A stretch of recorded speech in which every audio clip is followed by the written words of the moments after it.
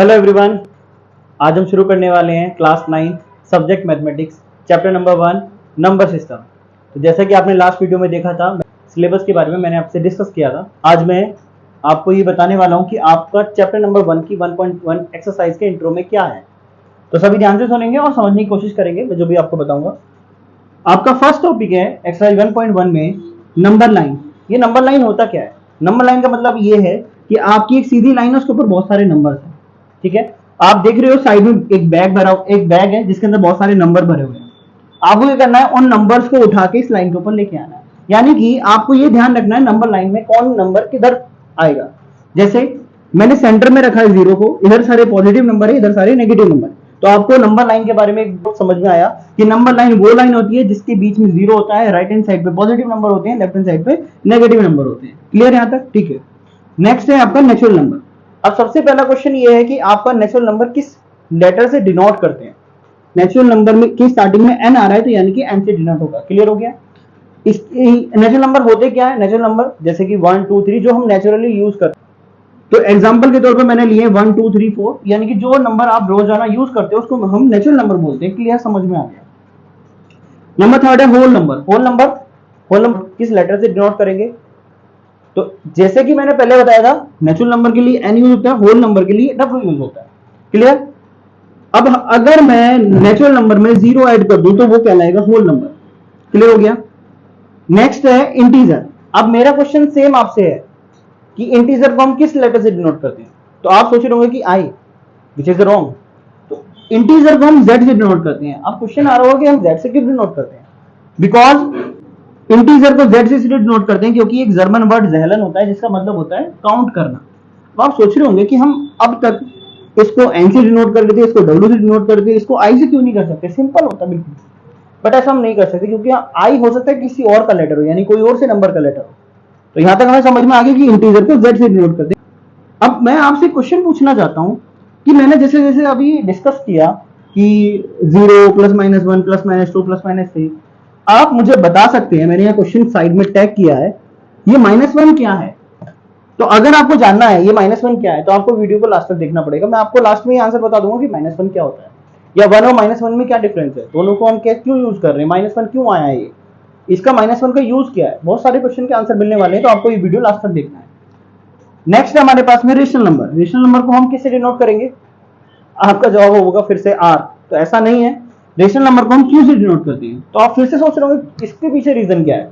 तो रीजन बड़ा सिंपल है, क्योंकि रेशनल नंबर की डेफिनेशन को हमें देखना पड़ेगा। पहले तो डेफिनेशन क्या होती है कि पी बाई क्यू, किसी नंबर को पी बाई क्यू की फॉर्म में लिखना जहां पे क्यू जीरो नहीं है, पी और क्यू जेड से मतलब इंटीजर से आ रहे हैं। बहुत डिफिकल्ट सी डेफिनेशन हो गई है, तो मैं जरा इसको सिंप्लीफिकेशन कर देता हूं कि यानी कि वो नंबर जिसको मैं पी और क्यू फॉर्म में लिख सकता हूं, नीचे वाला नंबर जीरो नहीं होना चाहिए।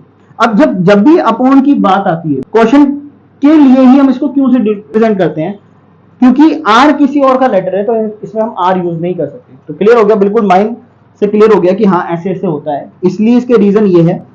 इसको जेड से क्यों रिप्रेजेंट कर रहे हैं हमको पता चल गया है, आर से क्यों नहीं कर रहे हैं ये भी पता चल गया। अब मैंने एक एग्जांपल लिया है, आप लोग कोशिश करेंगे समझने की। अब मैंने लिया 1/2, अब ऊपर 1 है, यानी कि 1 क्या होना चाहिए? पी होना चाहिए। पी कहां से आना चाहिए? जेड से, तो 1 जेड में है। ठीक है। 2 क्या है? क्यू। क्यू कहां से आना चाहिए? जेड से, तो 2 भी यहाँ पे है। अब हम दूसरा नंबर लेते हैं, यानी कि 1/2 क्या है? एक रेशनल नंबर है। ठीक है। क्या 0 रेशनल नंबर है? चेक करते हैं। 0 क्या है? पी, क्योंकि 0 के नीचे मैं 1 लिख सकता हूँ। 0 क्या है? पी। पी 0 कहां से आ रहा है? जेड से। क्यू क्या है? 1। 1 कहां से आ रहा है? जेड से, तो यानी ये भी ठीक है। तो अगर नीचे 0 होता तो वो रेशनल नंबर नहीं है, लेकिन अगर ऊपर 0 है वो रेशनल नंबर है। यहां तक क्लियर हो गया? Next we have equivalent rational number.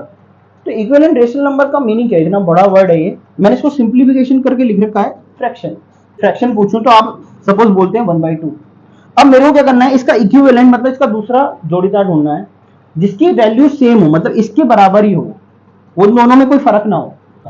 तो जैसे कि अगर मैं 1/2 में 2 के ऊपर मल्टीप्लाई करूं, 2 के नीचे मल्टीप्लाई करूं, तो 2 1 जा 2, 2 2 जा 4, यानी कि ऊपर नीचे सेम नंबर से मल्टीप्लाई हो रही है। तो अगर आप मुझे एक बात बताओ, अगर सेम नंबर से ऊपर नीचे मल्टीप्लाई करोगे तो इन्हें काट भी तो सकते हो।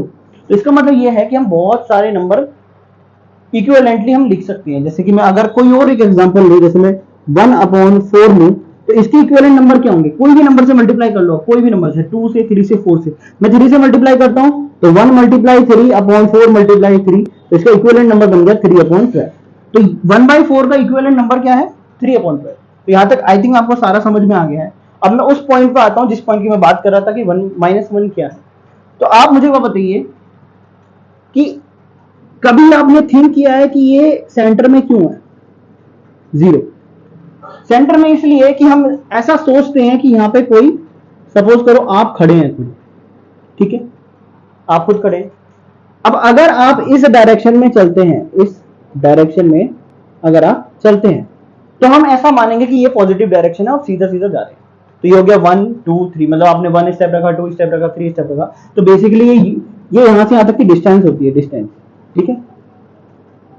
अब बात करते हैं, अगर सपोज करो आप पीछे जा रहे हैं तो इसका मतलब क्या है कि ये आपकी, ये भी आपकी डिस्टेंस है, डिस्टेंस है।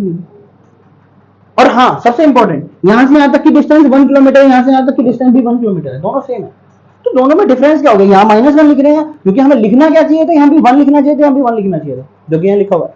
तो इन दोनों में डिफरेंस ये निकल के आता है कि बेसिकली ये it represent to the direction, हम किस डायरेक्शन में जा रहे हैं, यानी कि हम पॉजिटिव डायरेक्शन में जा रहे हैं या नेगेटिव डायरेक्शन में। तो हम ऐसा बोल सकते हैं कि इट इज नेगेटिव डायरेक्शन और इट इज पॉजिटिव डायरेक्शन।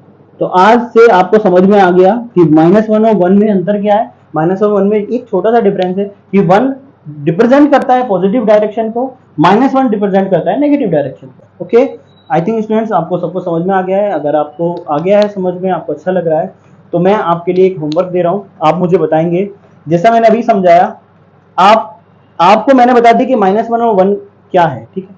आपको मुझे होमवर्क में बताना है 0 और ±0 क्या है। तो आप मुझे होमवर्क में ये बताएंगे कमेंट करके कि ±0 जैसा भी कभी आपने सुना है कि 0 आगे प्लस या माइनस लिखा हुआ है। अगर आपने नहीं सुना है तो क्यों नहीं सुना है, अगर होता नहीं है तो क्यों नहीं होता है, तो आप मुझे कमेंट करके रीजन बताएंगे कि ±0 क्यों नहीं होता है, या होता है तो क्यों नहीं होता, अगर होता है तो क्यों होता है। आप मुझे दोनों चीज बता सकते हैं। Okay students, thank you so much. अगर आपको वीडियो पसंद आई तो लाइक करें, कमेंट करें और इस क्वेश्चन का आंसर देने की कोशिश करें, मुझे बड़ा अच्छा लगेगा। Thank you.